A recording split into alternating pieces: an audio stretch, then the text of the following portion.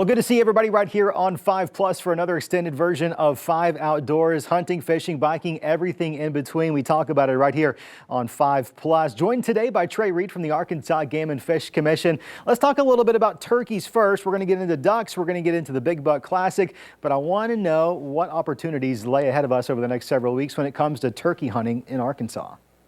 Well, no hunting per se just yet, Scott. April 21st is the opening day, but there is some action on the turkey hunting front, and it's time to apply for wildlife management area turkey hunting permits. The application period opened Wednesday, January 15th, and it runs through February 15th. So you've got a few weeks to get your name in the hat for one of those permits. And if you're unfamiliar with those permits, much like we do with deer hunting on some of our wildlife management areas, most of them, to be honest, as well as some of the managed hunts for duck hunting on our wildlife management areas, is some of these areas offer great hunting, but because of turkey abundance, for instance, that they have a reputation as such, and so you would end up with a lot of people going there, and perhaps maybe creating not as great of a hunting opportunity. Everybody trying to fight for the same spot, so to speak. And so what we do is limit access through these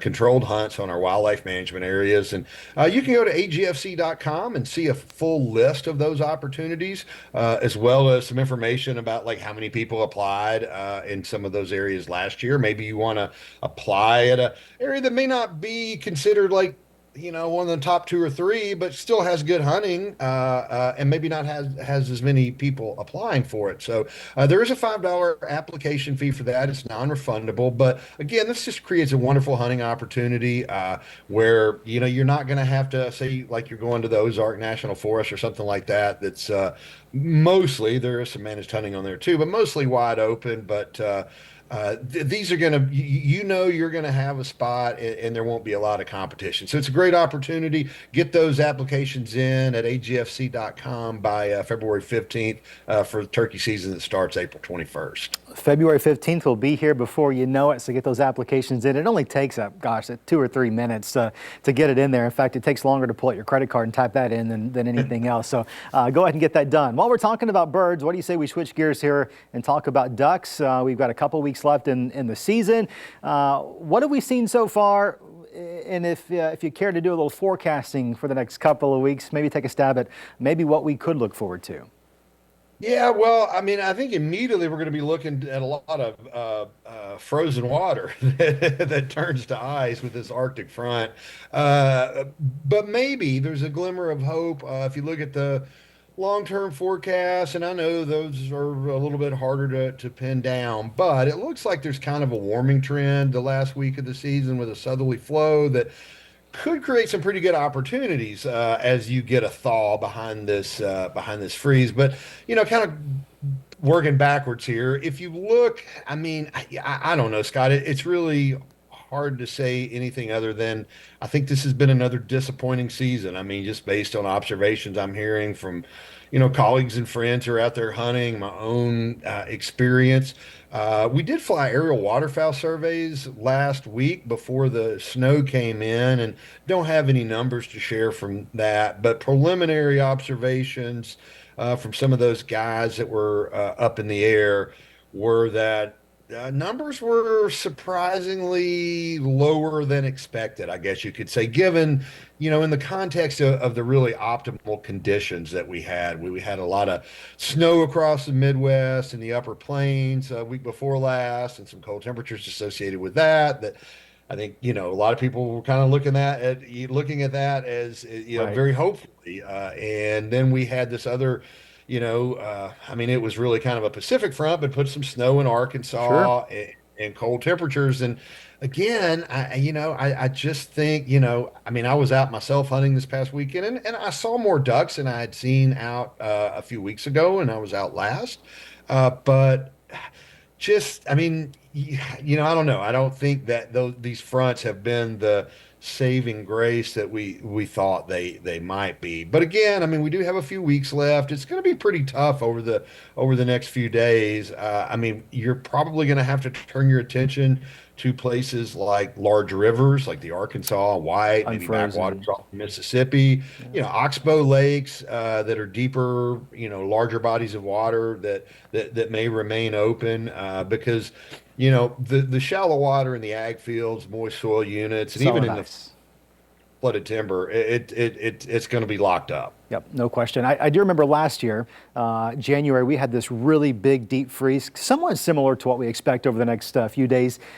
And the thaw, when things started to break loose, was rather interesting for a lot of folks. Those ducks that did decide to ride it out, they got a little desperate and they were willing to make some poor decisions, maybe made them more huntable, right?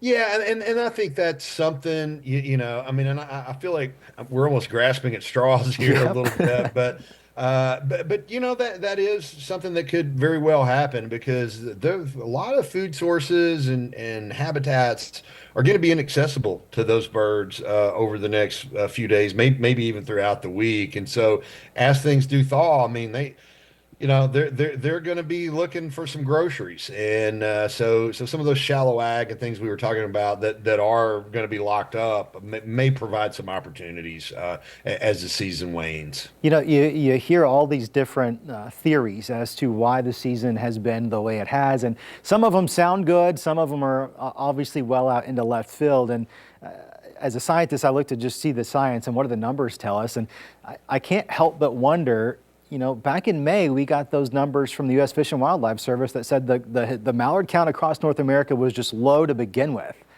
Is it It possible that was. we're seeing fewer birds because there are, in fact, just fewer birds to see?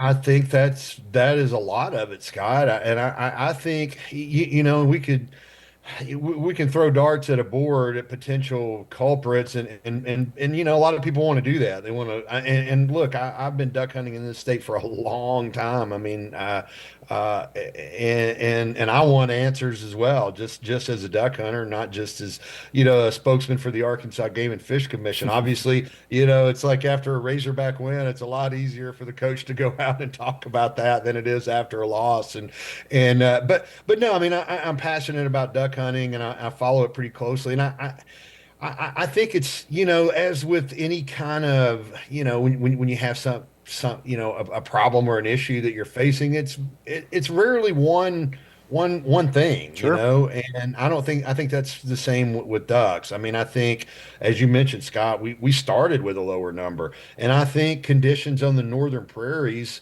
northern U.S. prairies in southern Canada, Saskatchewan, Manitoba, where our ducks come from.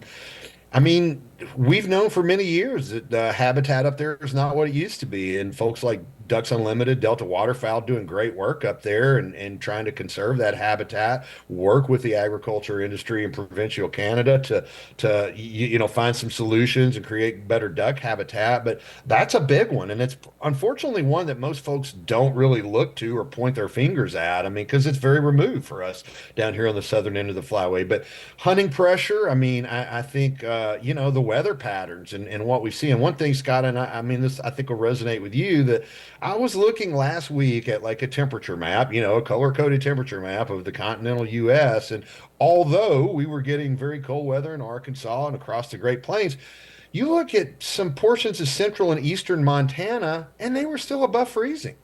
And that's like a lot of this has to do with the jet stream and Sure. Arctic oscillation and stuff like that. You know way more about that than I do, but it's like, where is it cold? Right. Where is there snow and that sort of thing. So I think we have to look at a lot of different factors. But number one, I'd say duck habitat in prairie Canada and the northern U.S. prairies is probably if we don't start with any, we're not going to end up with any in the southern part of the flyway come duck season. I think a couple of things come to mind, and you kind of went where I'm going to go with this.